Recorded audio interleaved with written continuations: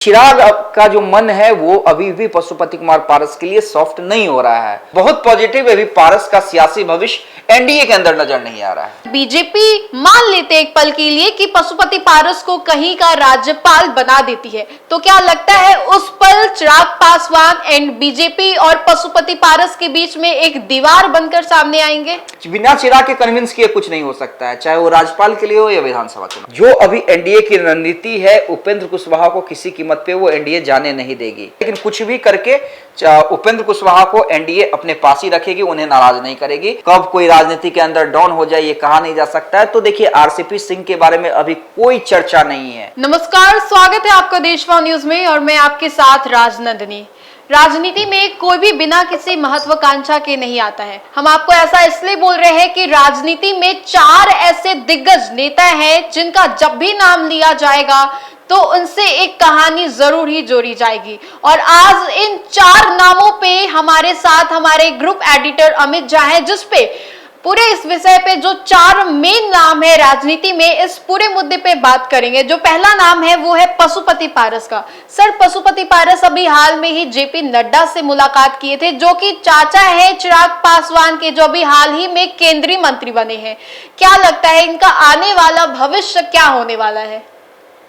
देखिए, निश्चित रूप से ये आपने सही कहा कि जिन 4 नामों की आज हम चर्चा करने जा रहे हैं राजनंदिनी, वो बिहार की राजनीति के कहिए धुरंधर खिलाड़ी रहे हैं। और बिहार की राजनीति में जब भी इनकी चर्चा होगी, महत्वपूर्ण जगहों पर चर्चा होगी, लेकिन अगर आज की बात करें, वर्तमान स्थिति की बात करें, तो इन चारों दिग्गज, जिन 4 नामों पर आज हम चर्चा करने जा रहे हैं, इन चारों दिग्गज का जो सियासी भविष्य है वो कहीं ना कहीं आप मान के चलिए सवालों के घेरे में दिख रहा है।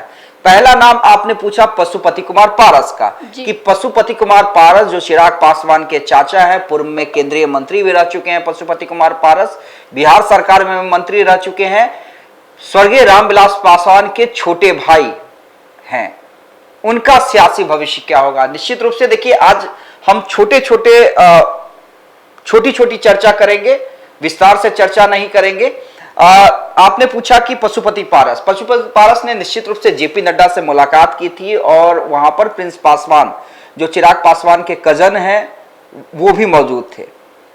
जाहिर सी बात है कि देखिए, लोकसभा चुनाव के समय में जब बगावत का बिगुल फूका था, पशुपति कुमार पारस ने, एक भी सीटें उन्हें एनडीए की तरफ से नहीं मिली थी, तब बीजेपी के द्वारा यह आश्वस्त किया गया था कि आने वाले दिनों में हम आपको उचित सम्मान देंगे जी। और फिर पशुपति कुमार पारस ने एनडीए को समर्थन का ऐलान किया।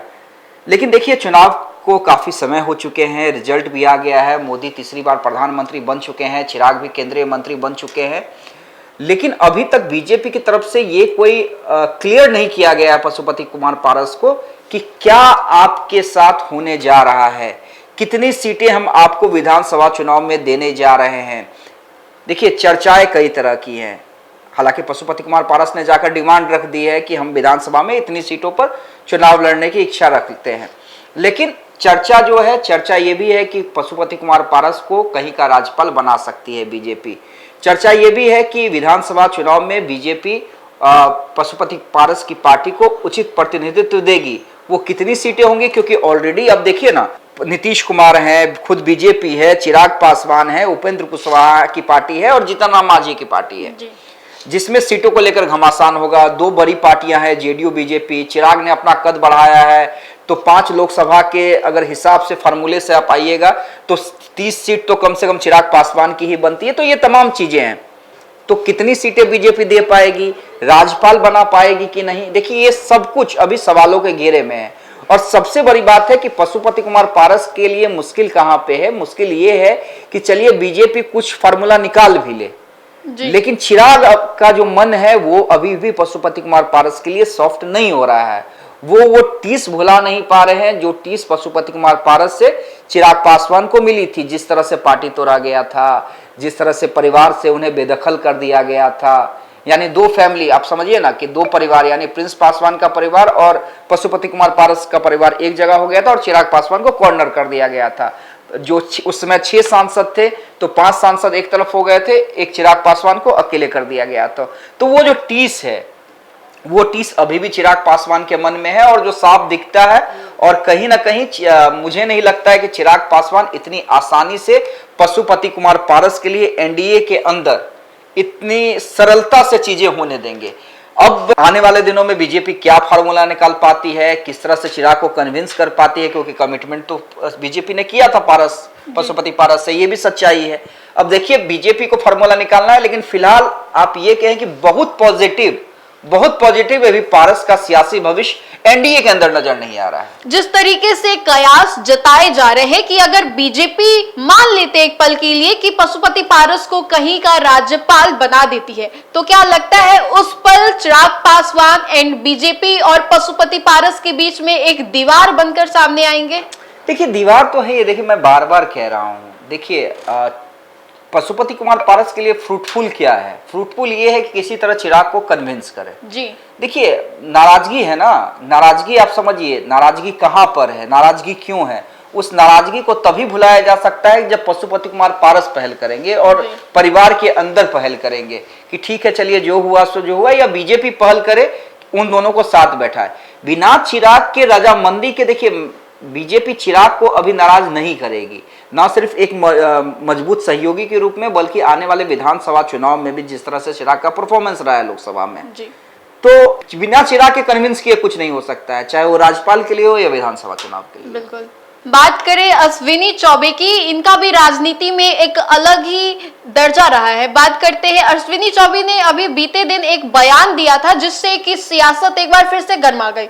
उन्होंने कहा कि आने वाले विधानसभा चुनाव में बीजेपी की बिहार में अलग से सरकार होनी चाहिए। साफ शब्दों में कहे तो सीएम के तौर पे वो बीजेपी के किसी उम्मीदवार को देखना चाहते हैं। क्या लगता है क्या होने वाला है?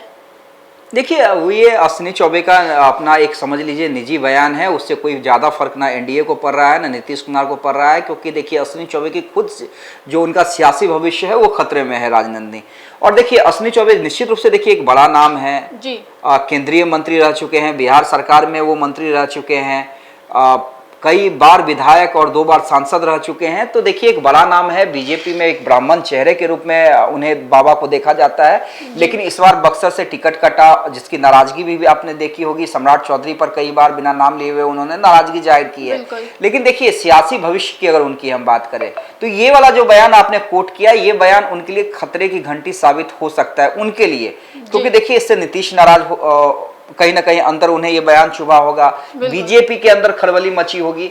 देखिए क्योंकि चर्चा अश्विनी चौबे को लेकर भी थी कि देखिए क्योंकि चुनाव तो अब दोबारा वो लड़ेंगे नहीं, तो उन्हें भी कहीं का राज्यपाल बनाया जा सकता है।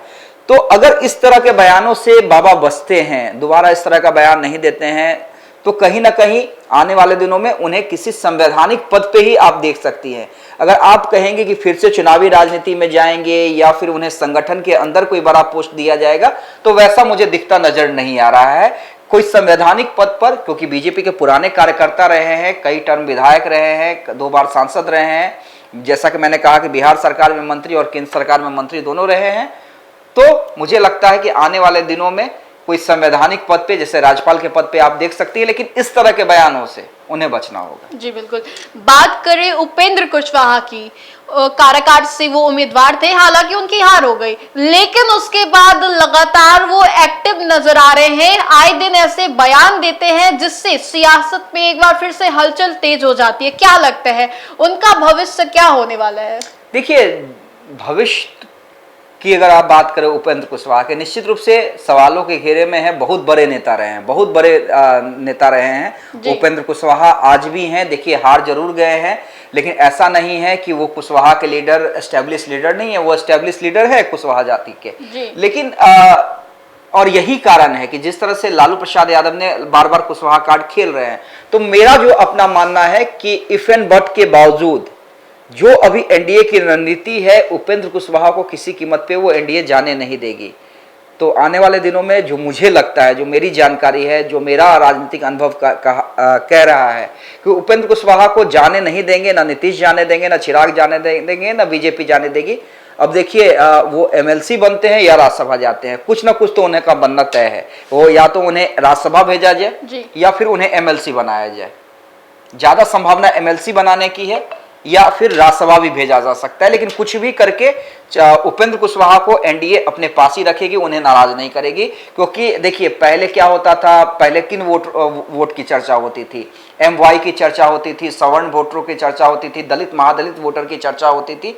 लेकिन ये जो कुशवाहा वोटर की चर्चा है 2024 में बिहार में बहुत ज्यादा हो रही है। हर पार्टी कुशवाहा वोटरों को लुभाने की कोशिश कर रही है। तो ऐसे में अगर एनडीए के पास कोई एस्टेब्लिश लीडर है उपेंद्र कुशवाहा, जो कि चुनाव हार गए हैं, तो ऐसा नहीं कि उन्हें बैठा के रखा जाएगा, उन्हें सम्मान नहीं दिया जाएगा। या तो MLC या तो राज्यसभा, मंथन जारी है कि किस रूप में क्या सही रहेगा कि उन्हें उच्च सदन भेजा जाए। बात करें आरसीपी सिंह की, तो आरसीपी सिंह का भी एक बड़ा पहचान रहा है राजनीति में। क्या लगता है आगे क्या होने वाला है? निश्चित रूप से देखिए, आरसीपी सिंह एक समय जेडीयू के अंदर नंबर 2 कहे जाते थे राजनंदनी जी, नीतीश कुमार के राइट हैंड थे।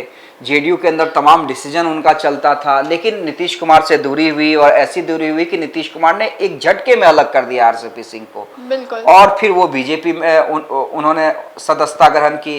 एक बार कहा जा रहा था कि नीतीश के खिलाफ आरसीपी सिंह तुरुप का इक्का साबित हो सकते हैं, क्योंकि उसी जाति से आते हैं जिस जाति से नीतीश कुमार आते हैं। नालंदा से उन्हें चुनाव लड़वाने की तैयारी थी, लेकिन जैसे ही नीतीश कुमार की एनडीए में वापसी हुई, आरसीपी सिंह कहीं गायब हो गए जी। आरसीपी सिंह कहीं गायब हो गए और आरसीपी सिंह आज के डेट में कहीं नजर नहीं आते हैं, चुनाव में भी कहीं नजर नहीं आए। तो देखिए यही राजनीति होता है कि कब किसका सिक्का बुलंद हो जाए, कब कोई राजनीति के अंदर डाउन हो जाए, ये कहा नहीं जा सकता है। तो देखिए आरसीपी सिंह के बारे में अभी कोई चर्चा नहीं है। आप कहिए कि हम 3 नामों की चर्चा कर रहे थे, इसलिए हम एक नाम और वहां पर आरसीपी की भी चर्चा कर ले रहे हैं, लेकिन आरसीपी सिंह अभी फ्रेम में पूरी तरह से गायब है। आप बीजेपी में जाकर किसी नेता और कार्यकर्ता से पूछिएगा आरसीपी बाबू कहाँ है, तो वो भी नहीं बता पाएंगे। तो आरसीपी सिंह को लेकर बीजेपी क्या स्ट्रेटेजी बनाती है, क्या उन्हें नीतीश के रहते हुए कोई इंपॉर्टेंट जवाबदेही देती है, क्योंकि नीतीश नाराज हो सकते हैं, क्योंकि आरसीपी सिंह को लेकर नीतीश की अंदर की करवाहट नहीं गई है। जैसे पारस को लेकर चिराग के में करवाहट नहीं गई है, वैसे नीतीश के अंदर दिल में आरसीपी सिंह को लेकर नाराजगी है, करवाहट है। तो मुझे अभी आरसीपी सिंह का भविष्य, जो राजनीतिक भविष्य खतरे में दिखाई दे रहा है। जी बिल्कुल। तो आपने देखा साफ तौर पे हमने आज 4 नेताओं की बात कही, 4 राजनीतिक जो दिग्गज नाम लिया जाता है उनकी बात कही। पहले जो थे पशुपति पारस, दूसरे पे हमने बात की उपेंद्र कुशवाहा की, तीसरे हमने बात की अश्विनी चौबे की, और जो आखिरी हमने बात की आरसीपी सिंह की। कहा जाता है राजनीति में ना ही किसी का कोई परमानेंट दोस्त होता है, ना ही दुश्मन होता है। हम आपको ऐसा इसलिए बोल रहे हैं क्योंकि विधानसभा चुनाव 2025 होने वाला है, और ऐसे में ये देखना बेहद दिलचस्प होगा कि किसकी किस्मत इस बार खुलती है। फिलहाल इस खबर में इतना ही। बने रहिए हमारे साथ और देखते रहिए देशवा न्यूज। धन्यवाद।